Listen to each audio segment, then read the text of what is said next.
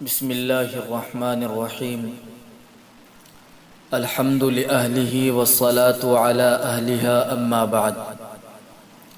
محترم سامعین کرام، قربانی اللہ کے حضور پیش کی جانے والی ایک عظیم عبادت ہے۔ قربانی ایک واجب عمل ہے۔ اب سوال یہ ہوتا ہے کہ قربانی کس پر واجب ہے اور کس پر واجب نہیں ہے۔ اس سلسلے میں ہمیں جان لینا چاہیے کہ قربانی واجب ہونے کے لیے 6 شرطیں ہیں، 6 باتیں ہیں۔ جس شخص کے اندر یہ 6 شرطیں پائی جائیں تو اس پر قربانی واجب ہوگی، اور جس کے اندر ان 6 شرطوں میں سے کوئی ایک بھی شرط نہ پائی جائے تو اس پر قربانی واجب نہیں ہوگی۔ ہر آدمی اپنی ذات میں غور کر سکتا ہے۔ وہ 6 شرطیں یہ ہیں۔ نمبر 1، مسلمان ہونا، غیر مسلم پر قربانی واجب نہیں ہے۔ نمبر 2، عاقل ہونا، عقل مند ہونا، پاگل مجنوں نہ ہو۔ پاگل اور مجنوں پر قربانی واجب نہیں ہے۔ نمبر 3، بالغ ہونا، نابالغ نہ ہو۔ نابالغ بچے پر قربانی واجب نہیں ہے۔ نمبر 4، آزاد ہونا، غلام یا باندی نہ ہو۔ غلام اور باندی پر قربانی واجب نہیں ہے۔ نمبر 5، مقیم ہونا، مسافر نہ ہو۔ مسافر پر قربانی واجب نہیں ہے۔ نمبر 6، نصاب کا مالک ہونا۔ جو مالک نصاب نہ ہو اس پر بھی قربانی واجب نہیں ہے۔ یہ 6 شرائط ہیں۔ اگر ان 6 شرطوں میں سے کوئی ایک شرط بھی فوت ہو جائے تو قربانی واجب نہیں ہوگی۔ ان 6 شرطوں میں جو آخری 2 شرطیں ہیں ان کی مختصر سی تفصیل میں عرض کر رہا ہوں۔ مقیم ہونا، اس کا مطلب یہ ہے کہ قربانی کے دنوں میں وہ شخص مسافر نہ ہو۔ مسافر کسے کہتے ہیں؟ مسافر وہ شخص ہے جو اپنے گھر سے تقریباً 78 کلومیٹر دور کے سفر کی نیت سے نکلا ہو اور اس نے کہیں 15 دن یا اس سے زیادہ کے ٹھہرنے کی نیت نہ کی ہو تو یہ شخص مسافر ہے۔ اگر یہ سفر ایام قربانی میں ہو رہا ہے تو اس پر قربانی واجب نہیں ہے۔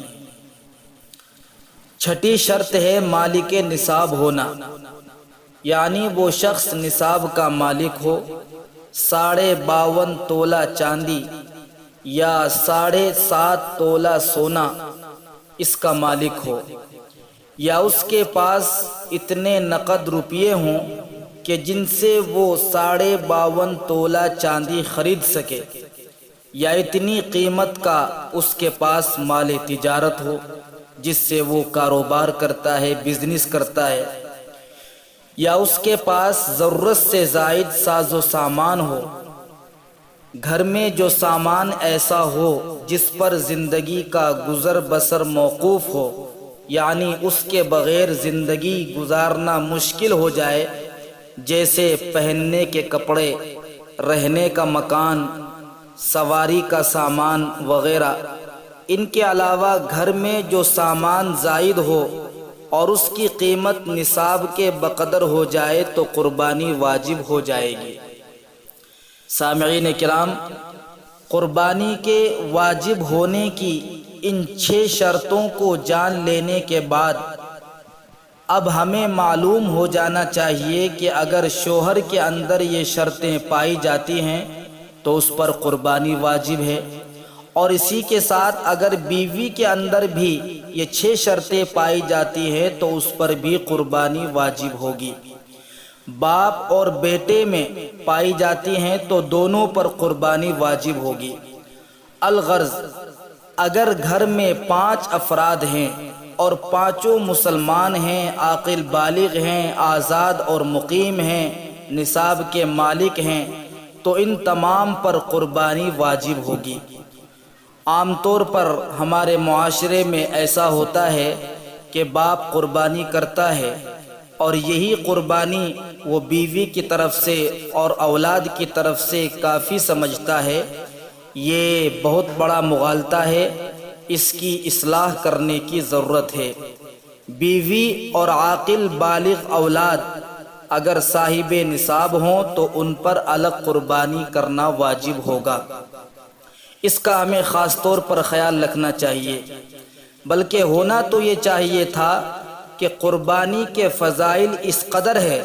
حکیم الامت حضرت مولانا اشرف علی تھانوی نور اللہ مرقدہ نے لکھا ہے کہ قربانی کے فضائل اس قدر ہیں، اگر قربانی واجب نہ بھی ہو لیکن پھر بھی کوشش کرے کہ وہ قربانی کرے تاکہ قربانی کے فضائل حاصل ہو جائیں۔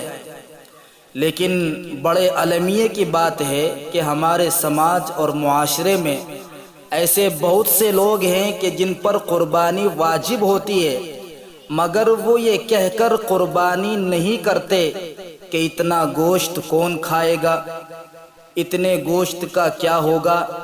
میرے بھائی، قربانی گوشت کھانے کے لیے نہیں کی جاتی، بلکہ قربانی اللہ کو خوش کرنے کے لیے، اللہ کی رضامندی کے لیے کی جاتی ہے۔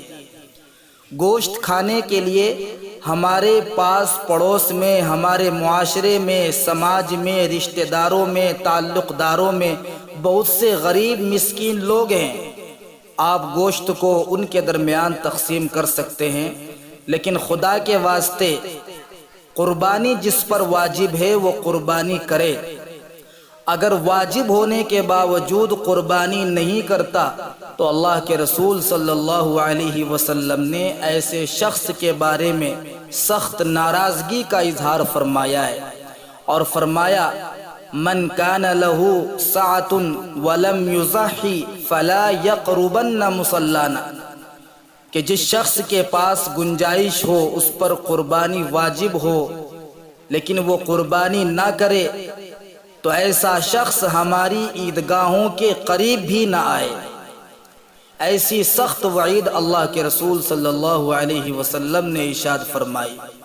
اللہ رب العزت ہم سب کو دین کی بات سمجھنے اور سمجھ کر عمل کرنے کی توفیق عطا فرمائے، آمین یا رب۔